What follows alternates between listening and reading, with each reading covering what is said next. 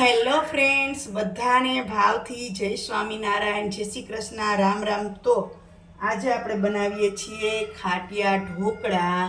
જુઓ, આપણે સરસ મજાનું આથો નાખ્યો તો આવી ગયો છે અને એક ઘાણું આમાં નાખી પણ દીધો છે. જુઓ, હવે આપણે જોઈ લઈએ કે થઈ ગયા છે, ચડી ગયા છે એમ.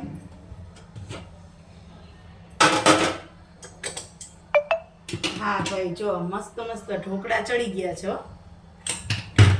ચલો, ઘણા સમય પછી આજે ખાટિયા ઢોકળા બનાવ્યા છે. ઘણો સમય થઈ ગયો, નહીંતર મારે તો ખાટિયા ઢોકળા બહુ બને. હવે આને થોડીક વાર ઠરવા દઈએ, પછી આ ઉથલશે. તો આપણે એક ઢોકળાનો ઘાણો થઈ ગયો છે, પણ બીજો બનાવવા માટે આપણે થોડુંક ઘણું પાણી છે ને ગરમ કરવાનું છે. પછી આ જો ઢોકળાનું ખીરું છે ને, એમાં પાછું સેજ સ્વાદ અનુસાર પાછું નિમક નાખવાનું હતું, તો એ નાખી દઉં. પછી ભજીયાના સોડા થોડાક નાખવાના છે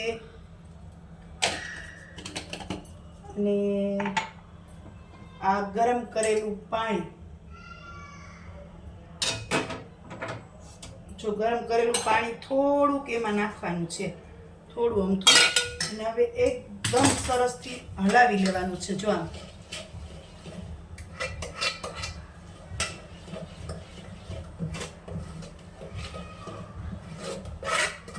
આપણા બીજા ઘાણવાનું ખીરું તૈયાર કરી લીધું છે અને હવે છે ને આપણે આ વાટકીયુંમાં ને એમાં ઠરી ગયું હોય તો કાઢી લઈએ. બરોબર છે.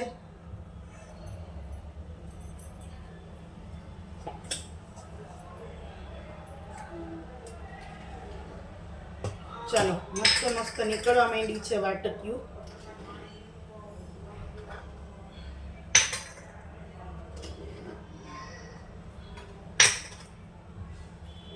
આ ઢોકળા કોને ભાવે છે એ મને છે ને કમેન્ટ કરજો, કારણ કે મને તો બહુ ભાવે છે, પણ હમણાં મારી પાસે સમય હતો નહીં કંઈ, એટલે પછી બનાવવાનું ટાળતા. ચાલો, આપણે આ બીજું ઘાણું પણ કમ્પ્લીટ મૂકી દઈએ.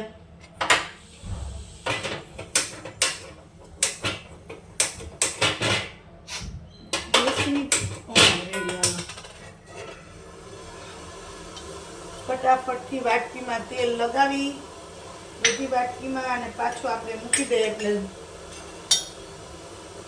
10-15 મિનિટ થાય ને તો ઘાણું તૈયાર થઈ જાય.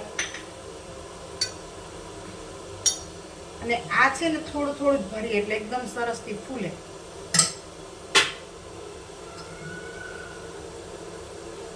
આ ઢોકળા તો ભાઈ ઘરે બનાવેલા જ ભાવે હો. ખમણ ઢોકળા, ખમણ જે હોય એ ખમણ નહીં, પણ આ ખાટિયા ઢોકળા છે ને એની કંઈક આમ ટેસ્ટ જ અલગ હોય, કારણ કે સરસ મજાનું ચોખા ને ચણાનું દરાવ્યું હોય અને પછી એને ખાટી છાશથી હાથો નાખ્યો હોય અને પછી મીકા હોય એટલે સરસ થાય. આપણી પાસે એક ડીશ વધારે હજી છે, એમાં આપણે બધું ખીરું નાખી દઈએ એટલે આ બે ઘાણામાં આપણું પતી જાય.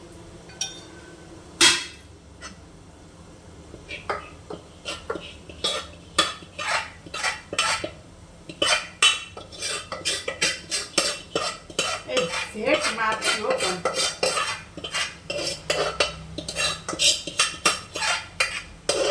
ચાલો, હવે આપણે 10-15 મિનિટ ઢાંકી દઈએ. અને જો આપણી હજી થાળી છે એ હજી બાકી છે કટ કરવી, તો એને નાના નાના ટુકડા કરી લઈએ. પછી હું તમને કહું કે એ કેવા સોફ્ટ થયા છે. જુઓ,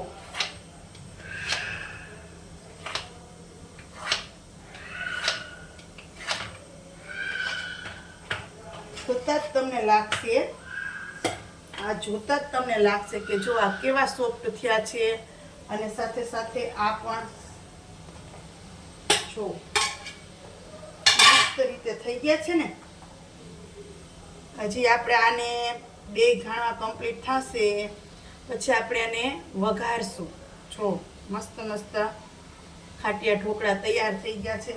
પણ આને વઘારવાના છે અને એને વઘારવા માટે મિરચી, સરસ મજાનું ખાંડનું પાણી અને લીમડો તૈયાર કરી લઈએ. બીજો ઘાણો પણ તૈયાર થઈ જાય પછી આપણે એને મસ્ત મસ્ત રીતે વઘારવાના છે. તો આખો વિડીયો જોઈ લેજો અને પછી તમે પણ બનાવજો આવી રીતના. તો ઘણા એમ કહેતા હોય કે અમારે કીધે તો આ ઢોકળા છે ને એ ફૂલતા જ નથી. તો શું કામ ફૂલતા નથી ભાઈ? જ્યારે આપણે એનું ખીરું તૈયાર કરીએ ને, જ્યારે આપણે એન્ડ ટાઈમે બનાવવાના હોય ને ત્યારે થોડુંક ગરમ પાણી કરી અને એ નિમક અને સોડા નાખે ને એની ઉપર નાખી દેવાનું, એકદમ હલાવી નાખવાના, એટલે એ ઢોકળા આવા સરસ મજાના ફૂલે જ. અને એના વઘાર માટે જો આ લીમડો, મારી પાસે લીલો લીમડો નથી એટલે સુકાઈ ગયો છે, લીમડો, મિરચી અને મેં છે ને આમાં બનાવ્યું છે ખાંડનું પાણી. એટલે હું છે ને એમાં આપણે જે ખમણમાં છટકારો કરે ને તૈયાર બહારનું બજારનું ખમણ લે એમાં, એવી રીતના હું પણ આમાં નાખીશ. તમે આજે જોજો અને પછી તમને હું પાછા કહીશ કે જો આવી રીતના ઢોકળા કર્યા ને તો આ કેવા સરસ થયા એમ. એ બહારના ખમણ ઢોકળાને પણ ભૂલાવી દે એવા સરસ થાય.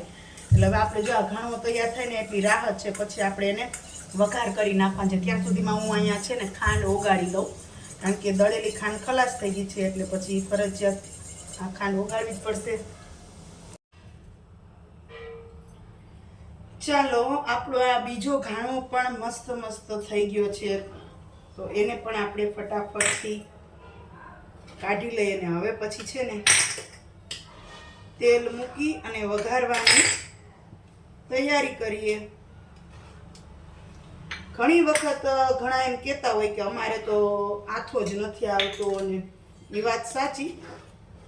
પણ આજ વખતે આ મેં બનાવ્યા છે ને એવી રીતના બનાવજો ને, જ્યારે બનાવો ને ત્યારે આવી રીતના સોડા નાખશો ને એટલે એકદમ સરસથી સોડા નાખીને પછી સેજ ગરમ પાણી નાખવાનું, એટલે એકદમ સરસ મસ્ત સોફ્ટ થશે.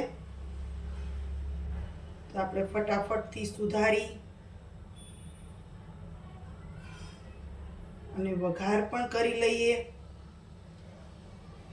કારણ કે પછી ઓમભાઈને દાંડિયા શીખવા જવાનું હોય તો જમવામાં મોડું પણ ન થાય. આના પણ મસ્ત મસ્ત ચાકા પાડી લઈએ.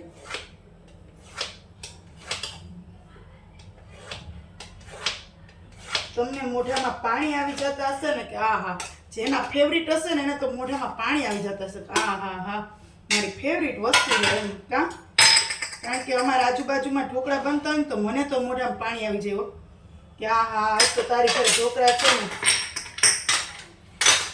ચાલો આપણે ફટાફટથી તેલ મૂકી દઈએ.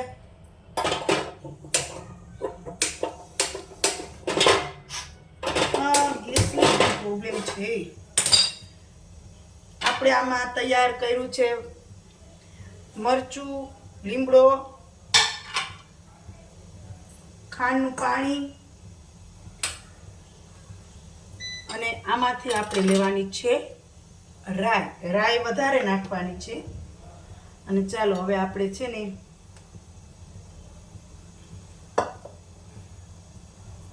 તેલ મૂકી દઈએ એટલે આવી જાય.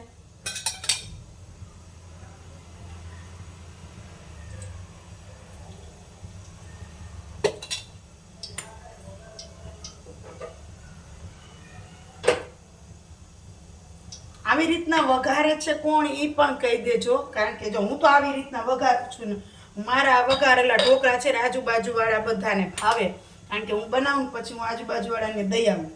એટલે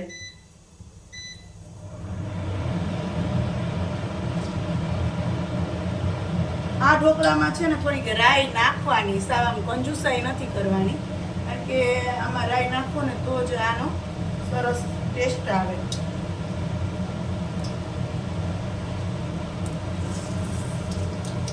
આપણે રાઈને ફોડી લઈએ.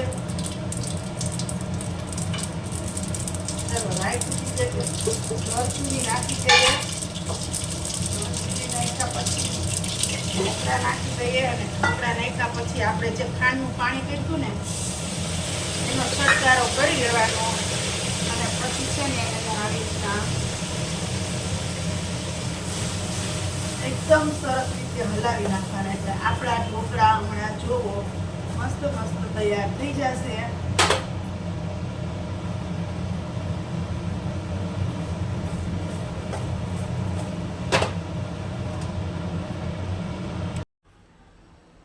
ચાલો તો થઈ ગયા ને મસ્ત મસ્ત ઢોકળા અને ચટણી તૈયાર. તો હવે આપણે છે ને જોવું છે ને મસ્ત. તો હવે આપણે આ ઢોકળા અને ચટણીને બાજુમાં છાશનો ગ્લાસ મૂકી અને ભગવાનને પહેલાં થાળ કરી લઈએ. તો આવા ઢોકળા તમે પણ બનાવજો ઘરે ને આવી રીતના બનાવશો એટલે આવા જ મસ્ત મસ્ત આવી રીતના આમ સોફ્ટ સોફ્ટ થશે. તો સારું ચાલો, તો હું જઈ રહી છું ભગવાનને થાળ કરવા.